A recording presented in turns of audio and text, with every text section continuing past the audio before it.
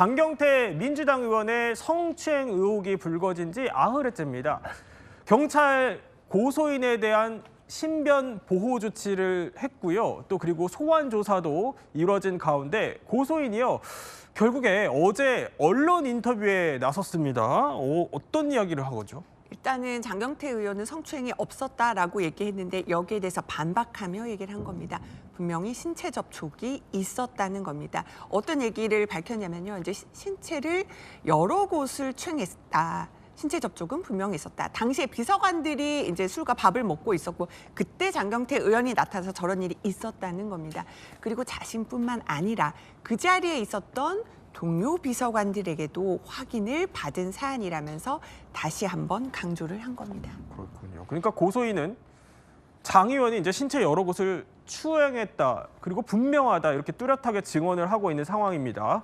장 의원은 그간 이 사태의 핵심은 고소인 남자친구의 데이트 폭력이다. 이렇게 맞서왔고요. 그러면서 고소인의 고발 시점, 고소 시점, 그리고 의도도 이렇게 문제 삼았었죠. 그럼에도 무려 1년이 넘은 지금 고소장이 제출되었고 그 의도와 동기를 의심할 수밖에 없습니다. 저를 고소해서 얻을 실익은 아마 정치적 이유라고 저는 생각을 하고요. 피해 사실이 있었다면 작년에 고소를 했다면 저는 어떠한 방어도 하지 못했을 것입니다. 당시 윤석열 정권 하에서 저를 결코 봐줄 일은 없었다라고 보고요. 자, 그러니까 이제 고소를 한 시점에 대해서도 고소인이 직접 답을 했어요. 반박을 한 거죠. 이렇게 말한 겁니다. 당시에는 고소하고 싶었지만은 남자친구의 신상에 불이익을 줄 수 있다. 네. 이것 때문에 굉장히 두렵고 특히나 의원을 상대로 고소하는 것도 굉장히 두렵고 부담이 됐다는 겁니다. 또 좀 안타까운 것은 최근에 그 술자리에 있었던 선임 비서관에게 성폭력을 당했는데 이 해당 비서관이 결국 장경태 의원과 있었던 그 사건도 당신, 그 고소인이 문제다 발언을 했는데 이건 정말 이렇게 둬서는 안 되겠다는 판단이 들어서 1년이 지났지만은 고소를 하게 됐다. 이렇게 설명을 한 겁니다. 그러면 이 고소인의 인터뷰 내용을 이제 장경태 의원도 분명히 봤겠죠. 그래서 이제 그 직후에 장경태 의원도 반론이 나왔어요. 뭐라고 하죠? 그렇습니다. 크게 세 가지로 정리할 수 있습니다. 첫 번째, 이 인터뷰에 대해서는 대본에 따라 연출된 듯한 녹화 인터뷰다.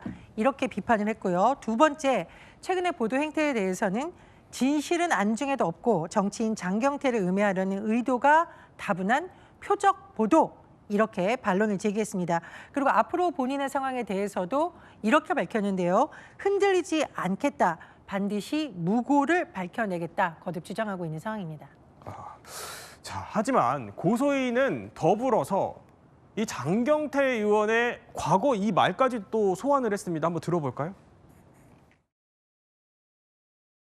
성폭력특별법에 무고죄 조항을 넣는 것 자체가 뭐 꽃뱀론 소위 이런 것들이 깔려있는 인식 아닌가요? 저급한 인식 아닙니까?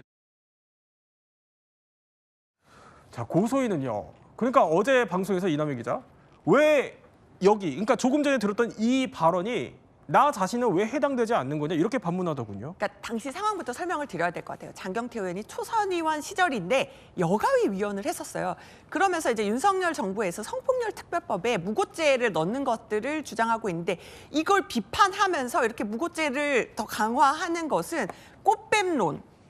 을 소위 강화하는 것이기 때문에 저급한 인식에 깔려 있다. 오히려 무고죄를 강화하는 것에 대해서 굉장히 비판을 했었거든요. 그리고 2차 가해를 처벌한 2차 가해에 대해서 문제 삼는 법안에도 본인이 이름을 올리기도 했었습니다. 그래요? 그렇게 무고죄에 예. 대해서도 비판했는데 왜 그때와 지금은 말이 다르냐, 그 내로남불이 아니냐라는 취지로 이 고소인이 다시 반문을 한 거예요. 자, 그러니까 지금까지 이제 상황을 한번 쭉 정리를 해볼게요. 보면은 그러니까 고소인 인터뷰까지 나왔고 이제 장면에 또 반박이 나온 상황이에요. 그런데 이제 앞서 정청래 그 민주당 대표가 윤리감찰단의 조사 지시도 했었거든요. 이거 기자들이 오늘도 계속 물어보더라고요. 이거 결과는 언제쯤 나와요?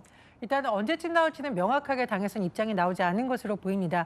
감찰 지시는 정청래 대표가 신속하게 했지만 그 결과가 언제 나올지에 대해서는 박수현 대변인도 명확하게 밝히지 않은 상황입니다. 상황인데요. 다만 여전히 이 문제를 가볍게 보고 있지는 않다라고 거듭 주장을 하고 있습니다.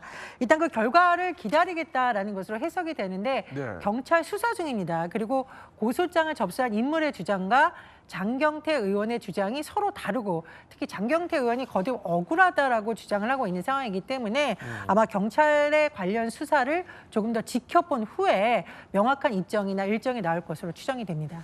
자, 현재 이제 경찰 수사 상황으로 한번 돌아가 보면 이게 지금 두 갈래에서 또 진행 중입니다. 그러니까 고소인이 제기한 장경태 의원의 준강제추행 혐의 하나, 그리고 장 의원이 또 이제 맞고소를 해서 이제 무고죄 관련된 얘기가 하나 또 있고요. 그러면 이 경찰 조사 지금 이제 진행이 되고 있는데 이거 결과는 언제쯤 나올까요? 근데 지금 이제 고소인 조사를 마쳤으면 이제 시작이 됐다라고 보시면 되고 예. 이후에 지금 이 자리에는 다른 여성 비서관들도 있었습니다. 그러니까 목격자가 있다라는 거거든요. 그래서 목격자 조사도 이제 참고인으로서 이제 하게 되고요.